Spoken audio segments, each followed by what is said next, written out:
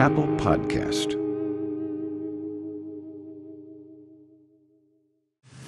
The Christian life is a journey, and one of the great delights is all the different people you meet along the way, who join you for a few steps, a little while, and then you get to watch them take another path, and you get to feel a warmth as they go and accomplish what they're going to do. Of course, there's always the stress of who's the next person on the path. And for professors, I know that can be particularly stressful. We meet so many people. And sometimes some of them are very big and very scary. Kevin Clark was one of those people. I'm short. And I saw him at the back of the room one day in class, and then he stood up and came forward when class was over, and I began to shake a little bit. But when Kevin opened his mouth, and with the sparkle in his eyes and the tenderness in his voice, I knew I'd found somebody that I would love to spend a long time on the trip. Kevin and his wife, Stacy, came to Dallas Theological Seminary from Liberty University. They're going out into the ministry. They're having some really interesting experiences getting there. Enjoy Kevin and what God is doing in his heart, in his life, as he opens to us the scriptures this morning. Kevin? Thanks, sir.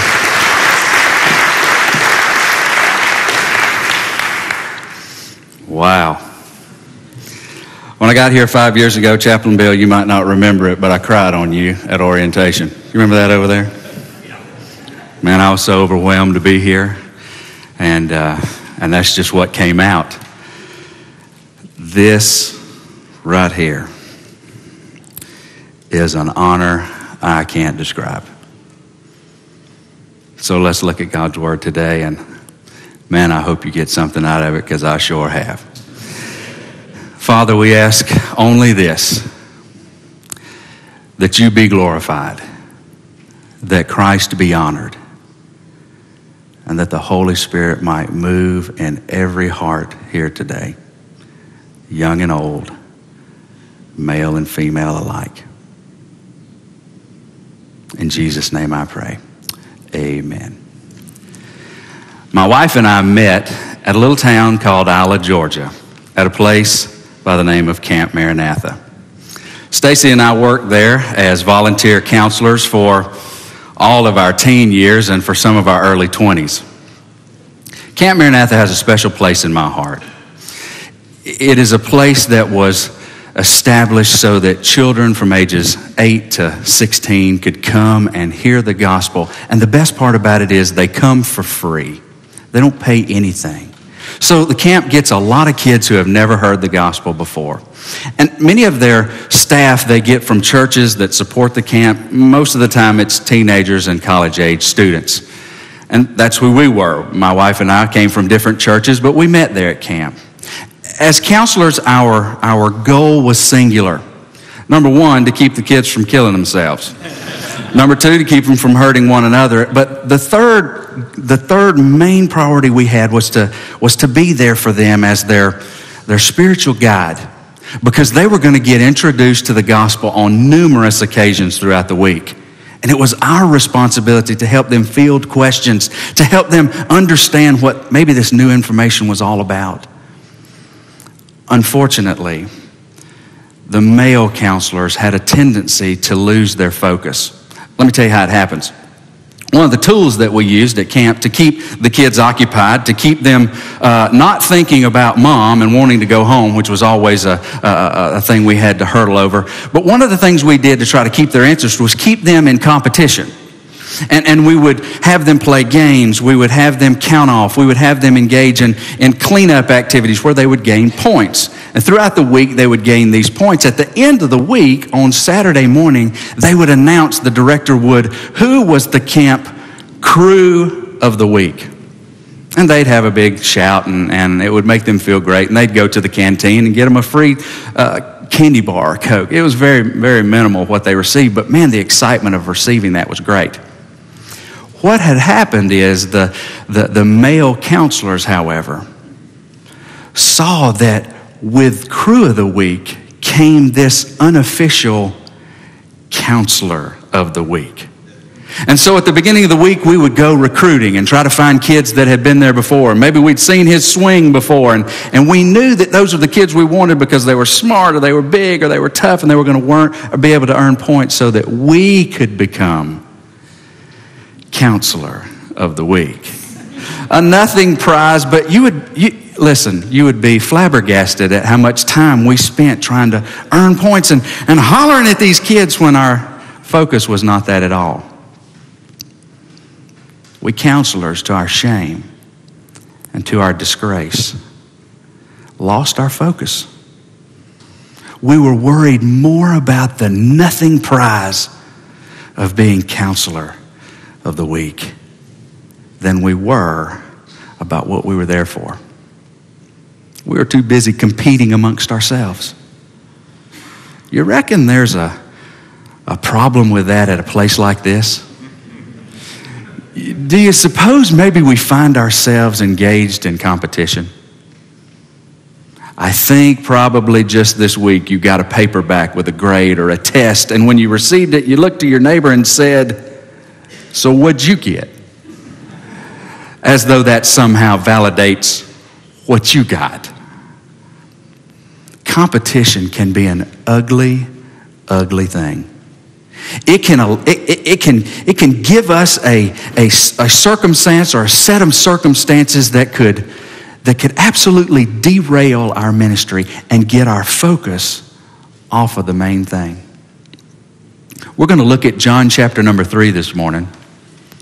And what we're going to see is a picture within a very beautiful section of John's gospel where a certain individual was presented with an opportunity to compete, and he didn't. He was given an opportunity to stand up for who he was, and he deflected it.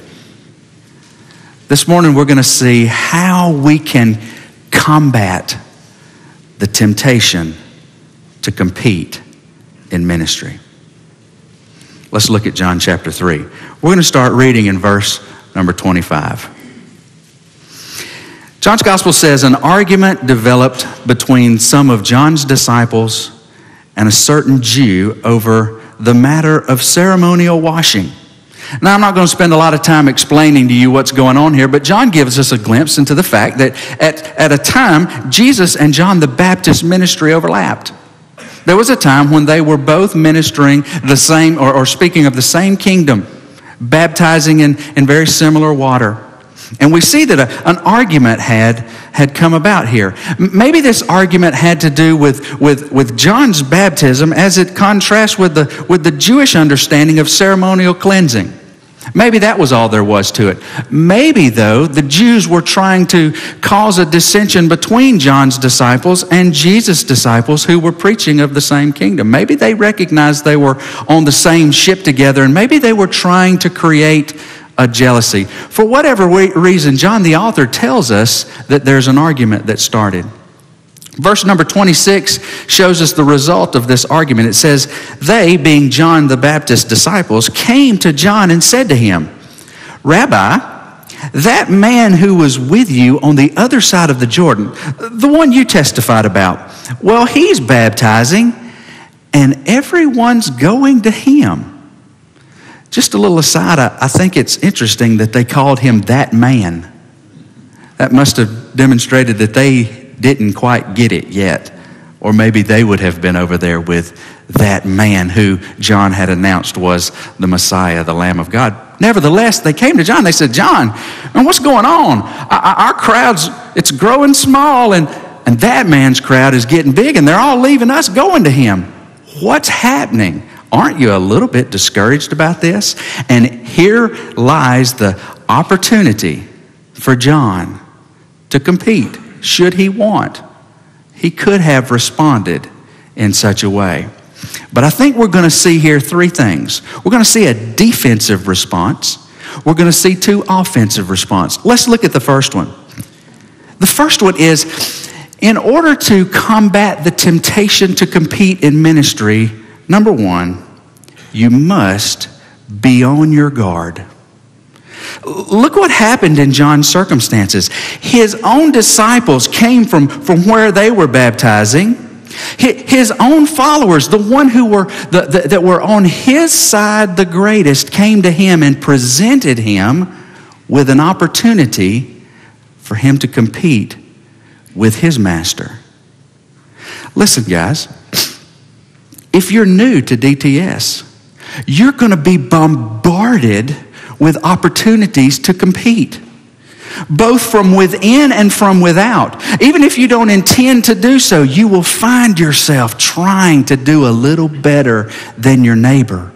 Not thinking that my job should be on the basis of an offering to my Lord, but rather so that I can be in the middle of the two curve elements, so that I can be safe within that territory. You're going to be faced with that. And those of my peers who are ready to step out into ministry, well, you're going to be faced time and time again with opportunities to evaluate your ministry versus the Johnny-come-lately that everyone's running to. If you're going to combat the temptation to compete, you must be on your guard. Stacy and I and the kids, we went on our trip this weekend, and we went to Montgomery, Alabama. Interesting phenomenon happened at the airport. They wanted to check us out before we got on the plane. Not only did they want to do that in Texas, they wanted to do that in Alabama before we got. So I had to take my shoes off, I had to take my coat off, my cell phone, I had to empty all my pockets and carry almost a naked baby through the metal detector. You know, I'm thinking, why am I doing this? Well, why are we doing this? Because they weren't willing to let anything be a potential hazard to that airplane. If we're going to combat the temptation to compete in ministry, we have got to be willing to let everything that is presented to us pass through that inspection and say, is this about me? Is this an opportunity for me to be counselor of the week? Is this an opportunity for me to elevate myself so that people see me? Or is this an opportunity that I can elevate Christ? And man, it'll come from the most unexpected places. In John's life, it came from his followers. In your life, maybe one of your elders or deacons or members or family. If you're going to combat the temptation to compete in ministry, you got to be on guard. But not only being on guard, and that's defensive. Let's look at a couple of offensive strategies that John shows us that he does here. Verse number 27. It says, "To this John replied, a man can receive only what is given him from heaven. You yourself can testify that I said, I am not the Christ, but am sent ahead of him." If we're going to combat the temptation to compete in ministry, number one, we must be on our guard. But number two, we must know our role. We must be on our guard and we must know our role. How did John know his role? Look what he says in verse 27. He says, a man can receive only what is given him from heaven.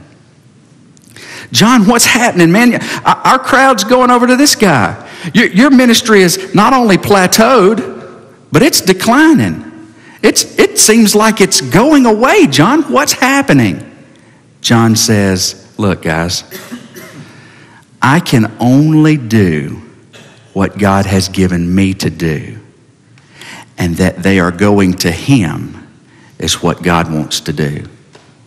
He shows us that John he knew what God had called him to do, and the result of what God had called him to do was going to be that his ministry would decline and ultimately be gone. He's telling his guys, look, don't be surprised that this is happening. My success is not dependent upon me. My success is dependent on what God wants to do in me and through me. You see, he knew his caller. He knew his calling. He knew his role. And he was satisfied with that. Your role may change throughout time. Right now, your role is as a seminary student. Right now, your role is a seminary professor or administrator. And that may change. God may decide to use you in a different way. And that's okay. That's his prerogative. But do we spend our time wanting the best role? Do we spend our time in this role just looking for something else to get into that may be a little more prestigious? May have a little more folks come, may have a little more name in the paper, may get to write something for the Kerygma. All things very good. But is that what we're striving for? Or do we know where we're supposed to be at this very moment and leave the results on the one who called us? You see, I think John was on his guard. I think he recognized the intent of his disciples, and I think he knew his role. I think he knew what God wanted him to do, and he stated it. Not only did he know his role, and that was the caller had done the calling and the role was given to him, but he also restates that I said, I am not the Christ. I'm only sent ahead of him. He knew who was supposed to be on center stage, and he knew it wasn't him. John shows us we've got to be on our guard if we're going to combat the temptation to compete. And John shows us that we have to know our role if we're going to combat the temptation to compete. The last thing, let's look at verse 29. The bride belongs to the bridegroom. The friend who attends the bridegroom waits and listens for him and is full of joy when he hears the bridegroom's voice. That joy is mine, and it is now complete. He must become greater, and I must become less. You see, we see here, if we're going to combat the temptation to compete, we've got to be on guard. We've got to know our role, and we've got to embrace our place. You say, Kevin, that's kind of cheap. That sounds a whole lot like know your role. Touche. But you can know your role and not embrace your place. Think with me for a minute. Now, I love athletics. Obviously, I don't do a lot of it, but I love them. I like to watch them. Don't you like it when a superstar has to take on another role and he embraces it? I'm an Atlanta Braves fan. I'm from Georgia, in case you hadn't recognized. I like the Braves, but I'm impressed by John Smoltz. Not too long ago, John Smoltz, the pitcher, he was injured. Phenomenal starting pitcher. But he was injured in such a way that he was not going to be able to continue his role as a starting pitcher. And so the organization came to him and said, John, you're talented, you have something we need, and we know you can't go those innings. Would you be willing to be our closer? Now, you know what it looks like when an athlete is asked to take a secondary role or a different role. You know what it looks like when they don't want to do it. What do? They get in front of the microphone and they say, hey, y'all know who I am, and I'm going to do this. I don't want to do this, but you know what? I don't have any choice. We all know what that's ugly. What John Smoltz did, though, is he embraced the role as a closer. And if you're a Braves fan, you know that he was quite possibly one of the greatest closers they've ever had because he embraced it. And you know what? He's back starting again, and he just threw his 3,000th strikeout last night. Now, that's the kind of guy I'm talking about. Somebody who embraces their place. See, John was not satisfied with his disciples knowing that he knew his role. He took it a step farther and said, I embrace my role. I embrace my place. He gives them an illustration, and he says, the bride belongs to the bridegroom. And to use a little country, that ain't me. I'm not the one. I'm the friend of the bridegroom. And you know when I'm the most full of joy? When I hear the bridegroom's voice. That man that they're all going to, you know what gives me the most joy? Is when I see you guys going to him. Because that's where it's at. He embraced his place. Right now, you're in a place You're in a role. Maybe you were expecting something ministry-wise right now that you didn't get. Maybe you were hoping to, even as I speak to these men on my right and left, maybe there was a book that you were expecting to get to write and haven't got to. And you're disappointed because the place that you wanted, the place that you expected is not exactly what you would have envisioned. Are you embracing where you are? Guys that are going out into the ministry, are you going to be willing to embrace that ministry that might not grow to 5, 6, 8, 1,500? Are you going to be willing to recognize that this is your role, but to embrace that place?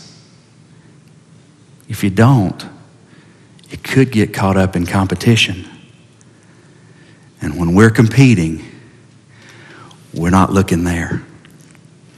We're looking here. When we compete, Christ is not elevated. When we compete, Christ is not presented. When we're on guard, we see it coming. When we know our role, we know what our calling is, and we stand there, and when we embrace our place, then are we effective. Then are we successful, because we are in His hands and not our own. To my peers who are about to step out into a scary place, I'm very proud to be numbered as one of you. I count it an honor. To those of you who have just started, God bless your heart.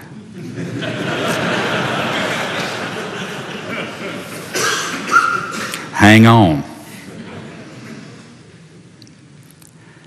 To you, my mentors, continue to pour yourself into us. Keep doing what you've been called to do.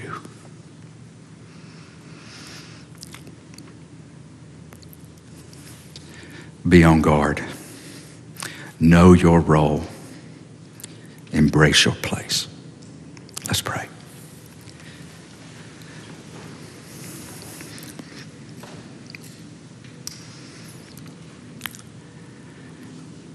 Father, we are weak and we are prone to compete amongst ourselves. We beg this morning that as we all walk out of this room, that we may recognize what a privilege it is to be used of you. May we realize that you are the author of our calling. And may we embrace it and allow whatever manner of success we ever see be to the praise and the honor and to the glory of your Son and the power of the Holy Spirit. Amen. Thank you.